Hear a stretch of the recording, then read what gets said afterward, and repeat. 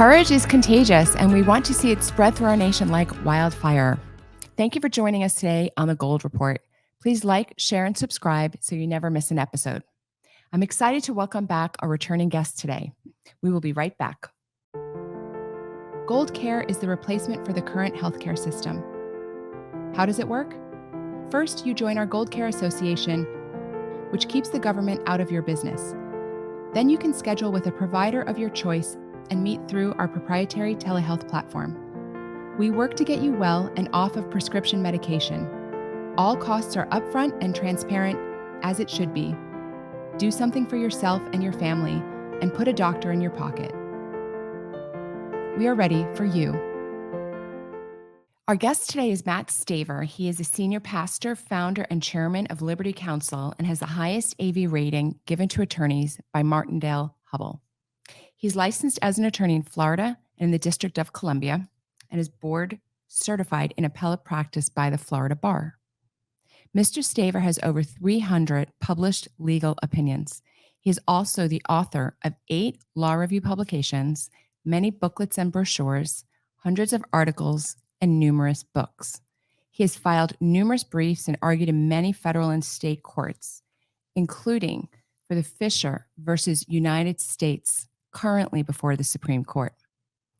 Mr. Staver has pastored several churches and reads Hebrew, Aramaic, Greek, and Syriac. Thank you so much. I'm delighted to welcome back to the show again is Matt Staver. There's so much to talk about today. Mr. Staver, as you heard in the intro, has a very esteemed and scholarly intellectual background, and he knows a lot about a lot of different issues. So we're just gonna jump right in. We were just talking about the situation with the WHO. I talk about that a lot, that the WHO really wants to have control over the world through what it calls public health, which really could be a guise or for anything, for agriculture, for gender, for climate change, really for any issue it wants to. And also that the WHO is specifically controlled by the Chinese Communist Party. I'm not speaking for you, I'm speaking for myself. But Dr. Tedros was definitely China's boy, and before him, Dr. Margaret Chen. So it's a very dangerous situation. We're trying to wake up all of our representatives to what a dangerous situation it is if America and other nations give up their sovereignty, right, to an international body like World Health Organization. What are your thoughts on this? Well, I agree with you 100%. In fact, Tedros, the Director General, is a Marxist, and he's got a very difficult, very oppressive background. And that's why the Communist Chinese Party want him at that particular helm, along with Bill Gates. But, there's some good momentum that has been building, thanks to you and many others. And certainly we've been on the forefront as well, pushing back against the WHO. When we first started messaging on this, some members of Congress said, oh, no, that's hypothetical. There's just no way they're going to be able to have binding authority. But that, in fact, is what their plan is through this pandemic treaty and the amendments to the international health regulations Joe Biden wants to unilaterally sign on. And that would make the directives of the World Health Organization no longer advisory, but legally binding on the United States of America and the 194 nations. Well, good news. Right now, the momentum is building. 25 Republican governors have just come out with a public letter in opposition to the WHO, saying that this would interfere with American sovereignty and certainly sovereignty within the states. You can imagine trying to dial back what happened in 2020 when Governor Ron DeSantis in Florida wanted to open up schools in August, September, when schools returned for in-person services. If the WHO said no and Governor DeSantis said, yes, that's what we're doing, well, who would win? The WHO would impose sanctions on the United States for Florida's actions. So 25 governors, just 2 weeks ago, 22 state attorneys general signed an open letter opposing the WHO. 49 U.S. senators also are on record with a public letter opposing the WHO. 61 members of House have now endorsed or co-sponsored some legislation to stop the World Health Organization.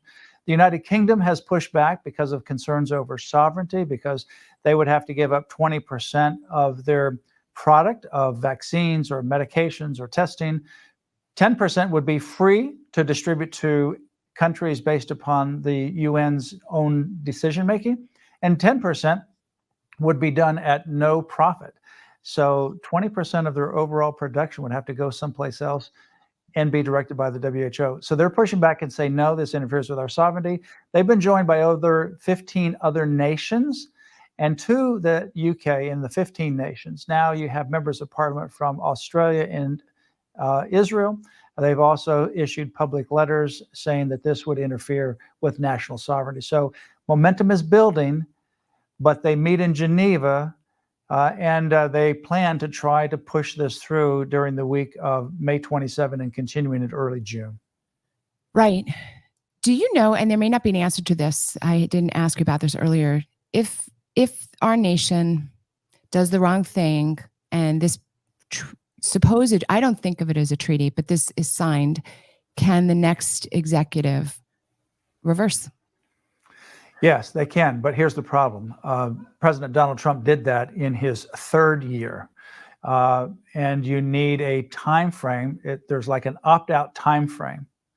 So if this went into effect in May, it would become effective before January 2025, before the next president is seated. It would already be in effect. Then if the next president, say Donald Trump, says we want to opt out, there's about an 18-month window for that to happen. He did that in the very last part of his presidency. He opted out of the WHO and also opted out of the Paris Agreement, which was an extension of the climate treaty of 1992. He opted out. But the time frame did not expire yet. Had he gotten a second term, then we would be out of the WHO. But what happened is Joe Biden, as soon as he was sworn into office, he opted us back in. So yes, we could opt out, but that opt-out wouldn't be effective until sometime late in 2026. Right. And in the meantime, the rest of the nations that are opted in, following the nation of the United States lead, then they would be under it. And even if we opted out sometime in 2026 and we're out of the WHO, we're still going to be impacted by it because all the other nations are following the lead of the United States. And now they're under this one world government. So we will be affected by trade, other kinds of travel restrictions, and so much more because of these other nations being legally binding authority of the WHO. Right. I wanted to point, I'm glad you pointed that out because I do sometimes think as Americans, we think that everything can be fixed, everything can be reversed. And you have outlined that with a lot of difficulty, we could theoretically unwind it, but it will take a few years. And during those couple of years, there's going to be a lot of harm done. And as we all know, my mom used to say, 'tis many a twixt between cup and the lip. You know, a lot of things can go wrong in those 2 years that would prevent. So I wanted to make sure people understood this is not the kind of thing that you can easily reverse. And it's a very big deal. And we, you know, we'll keep watching, we'll keep exposing this. Another couple of things I did want to talk about. We did mention it last time, but we are getting ready for the end of the Supreme Court session, end of June. There's a lot of big decisions that are coming down. One of them, of course, is USA versus Fisher. And we are watching that closely at America's Frontline Doctors because, of course, I was a J6 defendant. So is my the creative director of America's Frontline Doctors. Do you have any opinions on how that will go? You know, I have explained to the audience that I don't see a legal pathway where the defendant Fisher doesn't prevail because the argument that he's putting in front of the Supreme Court is really that this particular statute doesn't apply to him, and also that it's been misinterpreted by the government overly broadly. And when I look at that statute, it's 1512C2, as you well know, it seems like the lower courts are saying the C2 is divorced from the 1512. And the reason I'm asking you this question as a legal scholar is it seems to me that if you're going to divorce a subset of a statute from its parent, from the overall statute, that would then affect thousands and thousands, or maybe all statutes in America. So I'm optimistic that the Supreme Court is going to say, well, that does not make any sense. And I'd love to know what you have to say. I agree with you 100%. I think that we're going to see a win in this particular case. I think the Supreme Court majority will actually rule for Fisher and the defendants in this case because the Sarbanes-Oxley Act of 2002 has nothing to do with J6 or any kind of assembly, whether it's what happened on January 6th or any other place. And in fact, the implications of it being applicable to things such as January 6th means that it could be applicable to any kind of gathering when there's a governmental meeting taking place. And it hasn't been used that way, never been used that way. It's only been used that way with regards to January 6th. I mean, you had attempts of people going into the Capitol that were the pro-Palestinian protesters. They didn't charge them with the Sarbanes-Oxley Act. You have the people that were trying to disrupt the Kavanaugh confirmation hearings. They didn't charge them. You have the BLM, the Antifa, that took over, government operations. None of those were charged. It would be really broad. And in fact, one of the questions that was asked is, what about the people who didn't go inside the Capitol, but they were outside assembling?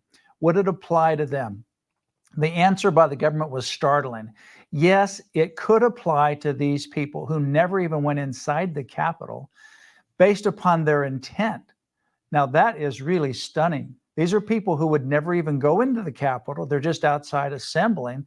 If it would apply to them, it applies to any public assembly that's protected by the First Amendment. So I think the Supreme Court will side with Fisher.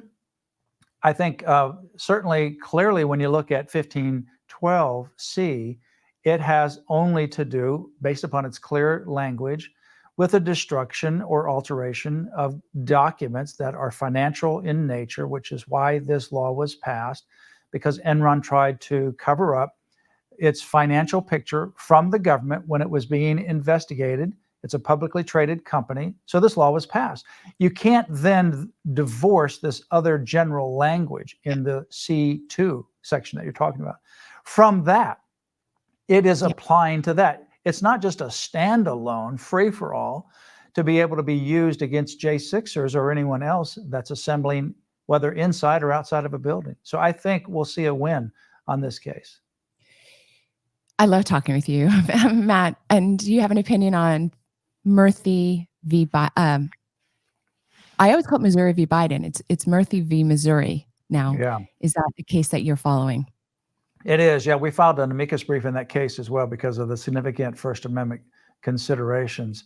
I feel very good about the J6 case. I'm not sure exactly how the split is going to happen on that case with regards to the government censorship of media. However, it should be a slam dunk, no-brainer. The government can't do indirectly what it cannot do directly. And it cannot directly censor individual viewpoints because it doesn't like your message. Well, it cannot work through third parties, even private third parties, to do what constitutionally it's unable to do directly. And that's exactly what they were doing. That's a lot different than calling up a media reporter to say, look, you got the facts wrong. I don't like how you slanted this particular article. That's different. That's common. But to say, you need to pull off the social media. You need to censor this person entirely, this subject matter entirely. And you need to do it right now. And if you don't do it, there's going to be a repercussion. We're going to repeal Section 230 of the Communications Decency Act and open you up for liability. They were threatening these private companies, right, coercing them, pressuring them to censor, to do Biden's business and the deep state's bidding. That, I think, is clearly crossing the line. And I am optimistic that we'll get a majority on that particular case. But there were some questions by some of the justices that I would otherwise think that would be right. There was a few. Right. I agreed. If anybody thinks that censorship is not actually occurring and they think that this is all a conspiracy theory, I urge you to read Missouri v. Biden, that case specifically. The two attorney generals from Missouri, one from Missouri and one from Louisiana, compiled painstakingly huge amounts of evidence showing that the government, specifically, it was the Office of the Surgeon General, it was the White House, it was the CDC, it was the FDA, it was the Census Bureau. There was many agencies. The FBI was involved. They were directly telling social media companies, YouTube, Facebook, Twitter, LinkedIn, and there's a very strong paper trail of the government doing this. So what Matt is saying is that you can't, there's a First Amendment, The government's not allowed to do this. So what the government did is it just sort of took a back road. But there's a ton of evidence. And I really want people to know that this is the receipts. I think we call it the receipts. The receipts are in the Missouri v. Biden case. And if you're curious to see exactly what the government did, it's spelled out in black and white. If you can, you really are one of the best people to talk to about Supreme Court cases. And I would love for you to remind people about the case that you won last year that you were working on for a long time, the Boston flag case. Yeah.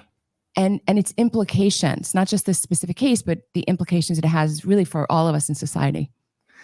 Yeah, when you think of it as a Christian flag case, you think, well, that may be a very remote application, but the implications of this case actually brought down a 51-year-old precedent called Lemon versus Kurtzman. So this case began in Boston. Hal Shurtleff, the founder of Camp Constitution, teaches about the Constitution on Constitution Day, which is a federal recognized day, September 17 every year.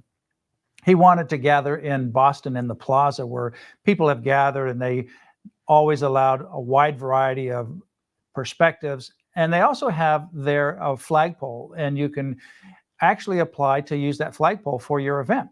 And so they've had LGBT and pride flags. They've had pro-communist China, anti-communist China. They had all kinds of wide variety of messages via flags that were raised on that flagpole public forum. He wanted to gather there for about an hour, talk about the Constitution, talk about the history and the Judeo-Christian history and heritage of Boston and the Commonwealth of Massachusetts. You have John Adams, John Quincy Adams, all these great individuals have the Boston Tea Party. All this happened right there in Boston in Massachusetts. And it would have been a simple 1-hour event over and done with. But he applied, and they told him, well, you wanted to raise a Christian flag during this event to talk about Christian heritage and history? No. We don't have a problem with the flag. And this was the very interesting thing. You can fly the flag. In fact, they had allowed a very similar flag to fly before called the Bunker Hill flag. It's virtually identical to this flag, just has a reverse color scheme. It has a cross in it, just a reverse color scheme. They allowed that to fly. They said the flag's not the problem. You got to change one word on the application, the word Christian before flag. He put on the application he wanted to fly the Christian flag.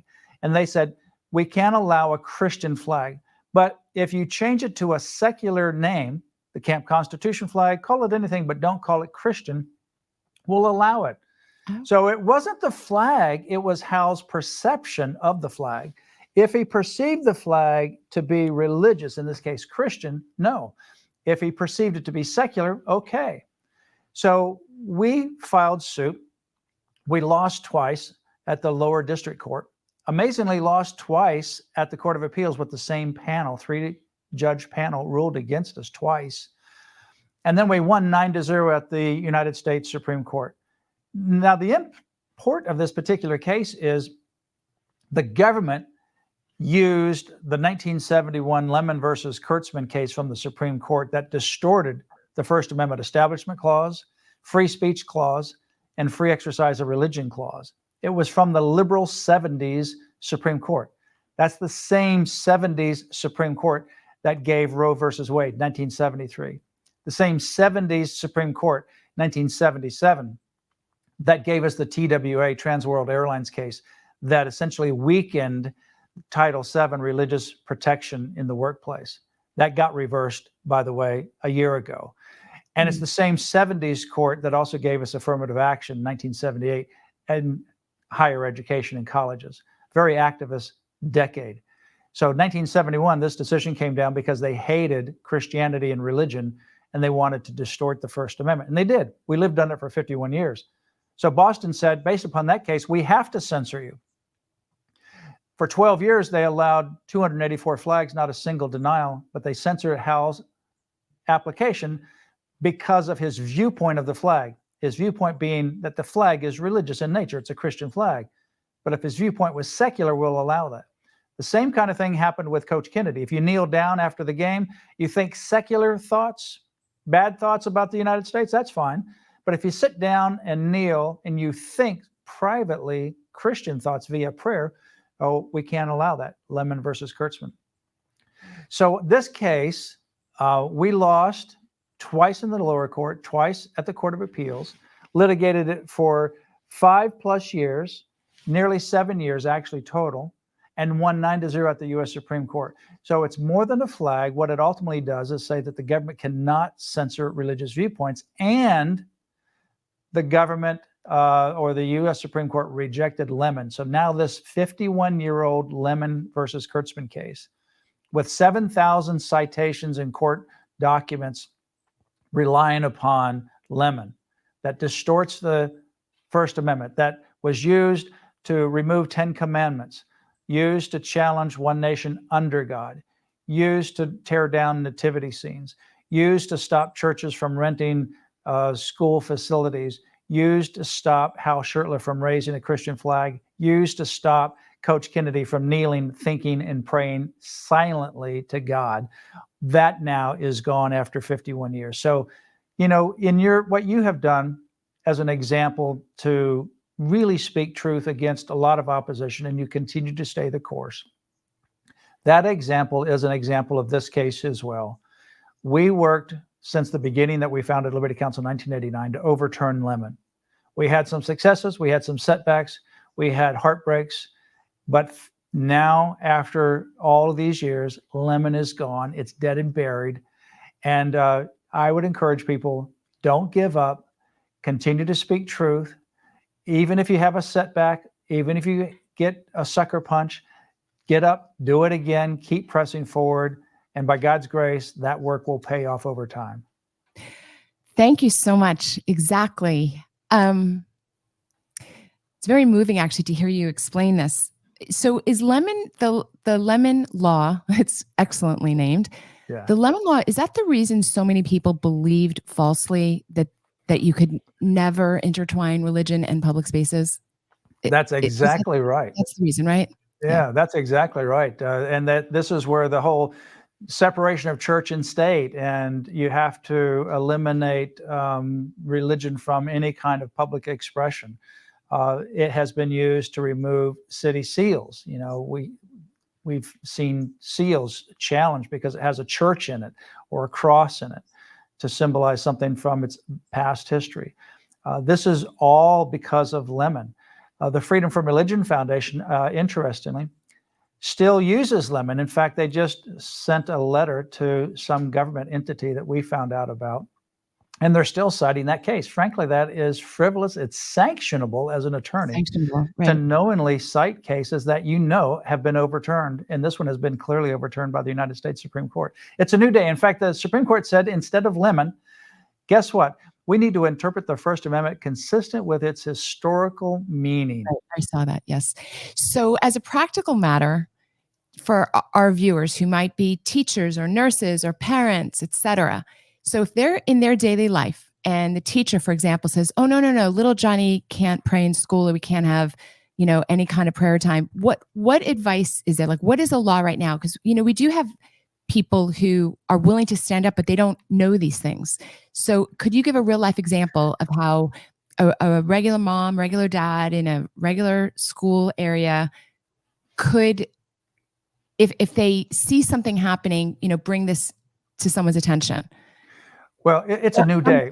We have more religious freedom now than we've had for decades. And so whether it's your child in school wanting to have some kind of religious apparel, whether it is a teacher, for example, that wants to teach something regarding religion, have a nativity scene in the classroom, or have other kinds of inspirational quotes, all of those are new days now. I mean, it's a brand new day. And I think it's like, you have a dog on a leash, and they know that they can only go to the leash at the very end, and they know where the property line is, or an electric fence. They know where the electric fence is. Then you turn off the electric fence, or you take off the leash, and what happens? They go to that same place. They won't go beyond it anymore because they've been programmed that that's all the freedom they have. We've been programmed with regards to this separation of church and state, that you can't have religion in the public square, or whatever it might be, that if it's Christian, you've got to eliminate it. We've been programmed because of this kind of case and propaganda. That is over. So we need a re-education, a retraining program. We need to actually exercise the freedom that we have and not live today like it was yesterday. So we have a new opportunity in every area. We have a website page and it's lc.org/lemon, lc.org/lemon. I think we have one called lc.org/flag as well. I love it. Thank you. lc.org/lemon. I would love people who are listening and viewing to look for opportunities in their daily life to push back, because most people in America still don't understand that our religious freedom has now been normalized. The tyranny, the religious tyranny that we were essentially crept up on us in the last 50 years has now been stopped, and we need to normalize it. We need to go back to the way the Constitution was. And thank you so much for staying the course, and just staying the course, being tenacious on an issue that is right and important is really critical, can't be overstated. You are also working, I know, on the Prop 4, I think it is, in Florida case. It's not Amendment normally 4, yes. Yeah. Amendment 4, sorry. It's not an issue I usually talk about so much, but I'd love to give you the floor if you want to talk about that for a moment or two. Yeah, sure. This is a case we worked on for 35 years. Back in 1989, I worked on an amicus brief when this issue of abortion was going to the Florida Supreme Court, arguing that there was no provision in the Florida Constitution that would cover abortion. And unfortunately, the Florida Supreme Court went the wrong way, and they found that there was some provision that they wanted to really twist to cover abortion that would be through all 9 months of pregnancy. Well, it made Florida the most extreme state in the nation on abortion. So when Roe versus Wade was overturned in 2022, it made no impact on Florida because we still had this TW decision from 1989. Well, we worked for 35 years to overturn that case, and we filed 2 briefs at the Florida Supreme Court when a 15-week abortion law went to the Florida Supreme Court. We not only asked the court to uphold that law, but overturn the 1989 decision. On April the 1st, 2024, the Supreme Court did in a 6-1 decision. They ruled that there is no right to abortion in the Florida Constitution. They upheld the 15-week law, and that allowed the heartbeat law to go into effect on May the 1st. So Florida moved from the most extreme state of the nation to the most pro-life state in the nation. And in addition to that, provides now $30 million every year to help women during pregnancy and post-pregnancy, along with the 167 crisis pregnancy centers in Florida from a private sector standpoint. But at the same time, the Florida Supreme Court also issued another decision, 4-3, allowing this Planned Parenthood, ACLU-backed radical abortion amendment to go on the ballot in November. So that is going to be Amendment 4 on the ballot. And you will be asked in Florida to vote yes or no. That amendment is so extreme that no law, and I mean no law, will survive except for parental notification, which is nothing. Other than that, no law will survive. I'm talking about not only just parental consent, informed consent, waiting periods, but I'm also talking about health and safety regulations. Florida, if it's passed, will become like Dr. Gosnell in Pennsylvania and Philadelphia. For 20 years, his clinic was not inspected because they did not want to have that interfere with abortion. And when they finally found women who were dying and women that were coming there and getting venereal disease because the utensils, the instruments, they were not cleaned. They were getting the same venereal disease, one after another after another. One doctor says every woman he ever referred there got the same venereal disease. And then they ended up inspecting the clinic, and they found on his desk and in his office cut off feet of the babies he aborted in jars as mementos, like a serial killer. He ended up going to jail. But the reason is because they did not do any health or safety inspections. And that's what would happen in Florida if this is passed. So we're encouraging people to vote no on Amendment 4 because it is deceptive. People that are supportive of abortion at different stages of pregnancy, they're not going to be supportive of abortion through all 9 months of pregnancy up to and including birth. They're not going to be supportive of no health or safety regulations. That actually puts women, it throws them into the back alley butchers because they'll have no regulation. So, as a physician, I mean, one of the things that alarmed me about this ballot measure is the fact that the healthcare provider was not really defined. So it really was essentially anybody. Practically like a hairdresser could be could be, authorized to do this, which made me very suspicious.